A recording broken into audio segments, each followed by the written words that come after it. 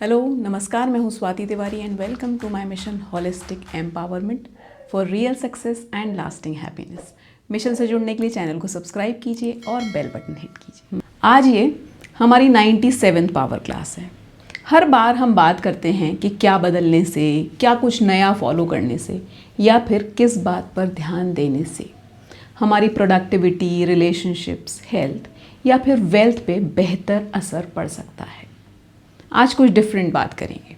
आज कुछ बदलने की नहीं, बल्कि वही जो हम करते हैं, जैसे करते हैं वैसे ही रहने की बात करेंगे। आज कोई रूटीन फॉलो करने की बात नहीं करेंगे, बल्कि ऑफ रूटीन जाने की बात करेंगे। आज हम कुछ ध्यान रखने की नहीं, बल्कि केयरलेस होने की बात करेंगे। टू बी प्रिसाइज, आज हम बात करेंगे बैड हैबिट्स के बारे में। वो बैड हैबिट्स जिनके लिए हम अक्सर गिल्टी फील करते हैं। लेकिन अगर मैं आपसे कहूँ कि बैड हैबिट्स अच्छी हैं, तो क्या आप जानते हैं कि ज़्यादातर बैड हैबिट्स हमारा मूड अच्छा करती हैं और हमारे स्ट्रेस लेवल्स को कम करती हैं। That means bad habits are actually good. आ गई ना आंखों में चमक? लेकिन कंट्रोल कोई भी बैड हैबिट तभी तक गुड है, हेल्पफुल है, जब तक वो मॉडरेटेड है, एडिक्शन नहीं है। जैसे कि स्मोकिंग, ड्रिंकिंग, बिंज ईटिंग जैसी एडिक्टिव और अनकंट्रोल्ड बैड हैबिट्स कभी भी गुड नहीं हो सकती। लेकिन अकॉर्डिंग टू साइंस, अव्यवस्थित रहना, पैर हिलाना या फिर दिन में सपने देखना are actually not bad. They have scientifically proven goodness to them. तो इससे पहले कि आप अपनी किसी भी बैड हैबिट के लिए किसी गिल्ट ट्रिप पे चले जाएं, ये वीडियो देखिए और चेक कर लीजिए, शायद आपकी supposedly bad habit actually good हो। लिस्ट से पहले एक डिस्क्लेमर।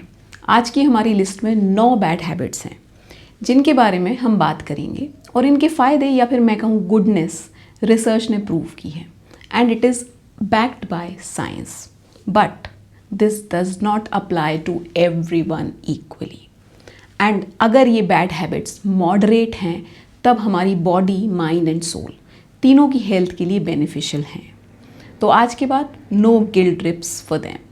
सबसे पहली bad habit on the list is being messy, अव्यवस्थित रहना। अच्छा, एक बात बताइए, क्या हर सुबह अपना बेड बनाना, अपना सामान सही जगह पर रखना या फिर अलमारी में कपड़े व्यवस्थित रखना इतना मुश्किल है? एक्चुअली नहीं। फिर भी मेरे जैसे कुछ लोग ये नहीं कर पाते और रिसर्च कहती है कि अव्यवस्था और मेस हमारी क्रिएटिविटी को बढ़ाते हैं। सरप्राइज, शॉक और नई चीज़ें, नए तरीके, नए डेली रूटीन से क्रिएटिविटी बढ़ती है। ब्रेन ज़्यादा फ्लेक्सिबल होता है।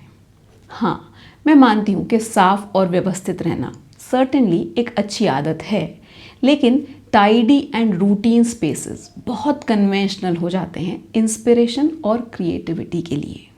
और वैसे भी बीइंग टाइडी और messy is just a reflection of our personality, और कोई भी पर्सनैलिटी टाइप गलत या ख़राब नहीं है। हर एक के अपने बिलीफ सिस्टम्स हैं।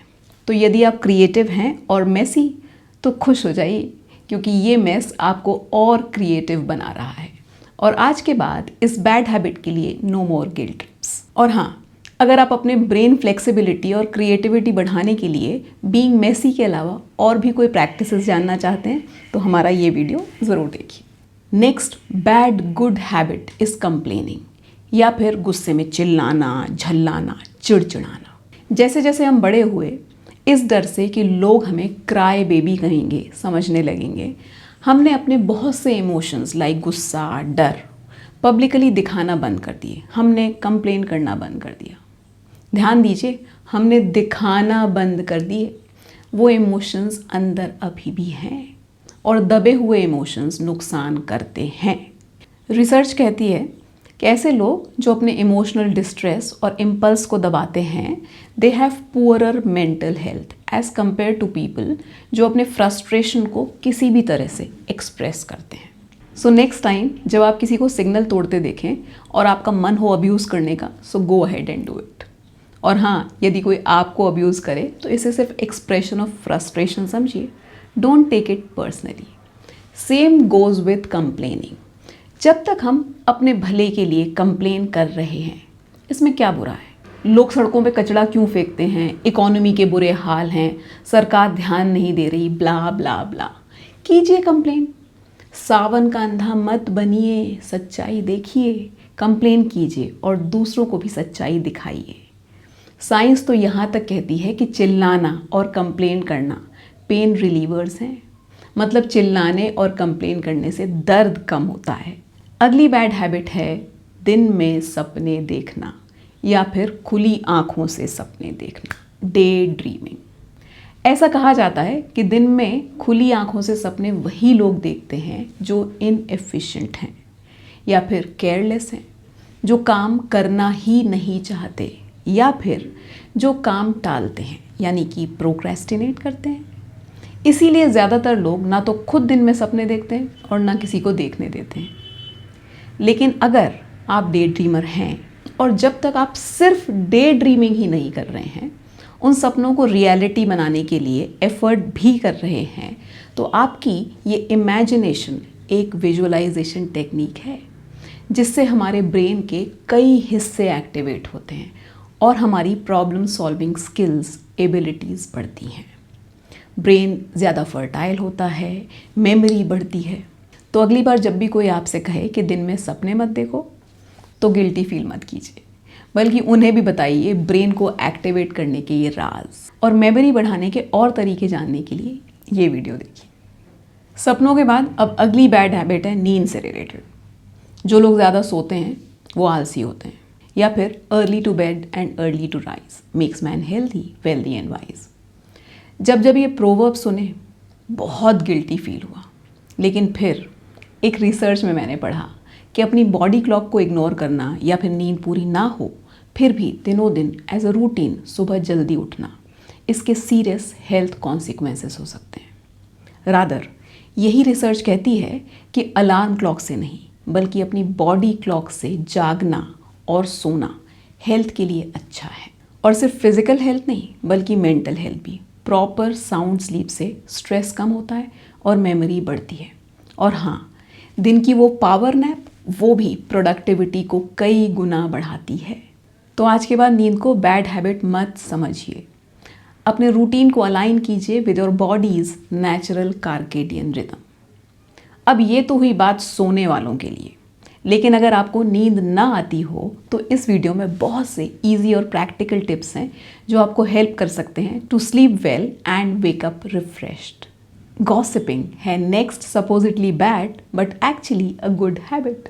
हम सबको बड़ा मज़ा आता है गॉसिप करने में, कभी किसी की ड्रेस के बारे में, कभी किसी के बिहेवियर के बारे में, कभी उनके किसी डिसीजन के बारे में विच वेंट रॉन्ग। लेकिन फिर कभी कभी बाद में गिल्ट भी होता है कि नहीं करना चाहिए था। एस्पेशली ऐसे लोगों के साथ तो नहीं ही करना था जिन पर हम खुद ट्रस्ट नहीं करते। अब ये कॉम्पिटिटिव एनवायरनमेंट की बात छोड़ दी जाए तो harmless gossiping with friends is actually good.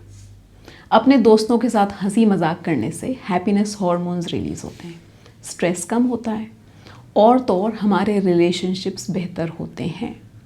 वो लोग जो साथ बैठकर गॉसिप करते हैं उनकी बॉन्डिंग अच्छी होती है, उनके बीच कोऑपरेशन बढ़ता है।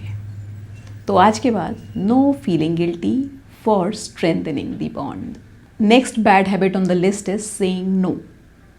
कुछ लोग आदतन तो कुछ लोग लिहाज में, कुछ दूसरों को प्लीज़ करने के लिए ना नहीं कहते, या फिर टू बी मोर प्रिसाइज ना नहीं कह पाते क्योंकि उन्हें लगता है that saying no is a bad habit.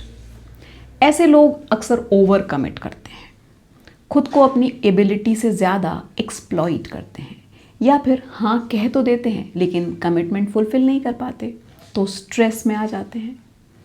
ये बिल्कुल ज़रूरी नहीं है कि आप हर रिक्वेस्ट को, हर अपॉर्चुनिटी को हाँ बोलें। और हाँ, इसका मतलब ये बिल्कुल भी नहीं है कि आप लोगों की मदद ना करें, बल्कि ये है कि आप हाँ सिर्फ तभी कहें जब आप एक्चुअली कहना चाहते हैं। Don't feel guilty and learn to say a no. Being selfish is another bad habit which is overrated. जी हाँ, ये उतना भी बुरा नहीं है।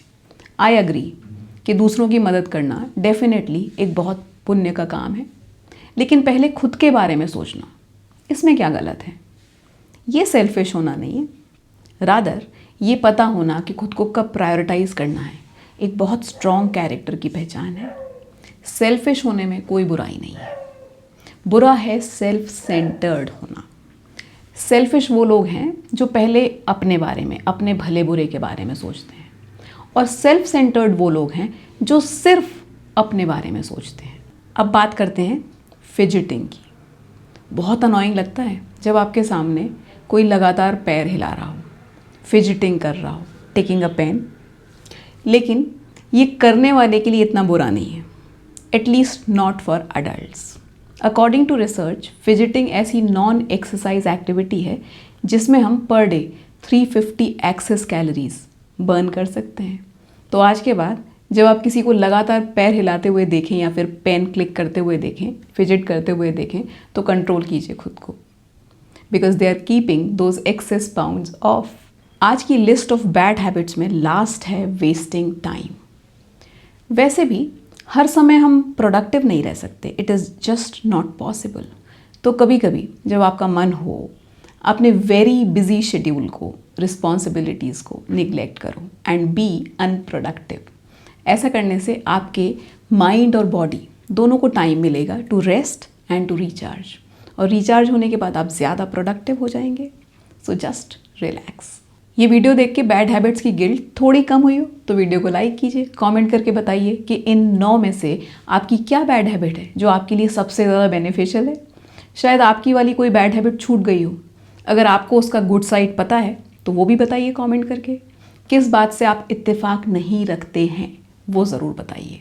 आपके आसपास ऐसे लोग हों जो अपनी बैड हैबिट्स के लिए गिल्टी फील करते हो, उनके साथ शेयर कीजिए। चैनल को सब्सक्राइब कीजिए और बेल बटन हिट कीजिए। Bye bye, see you next week. Till then get empowered and stay happy.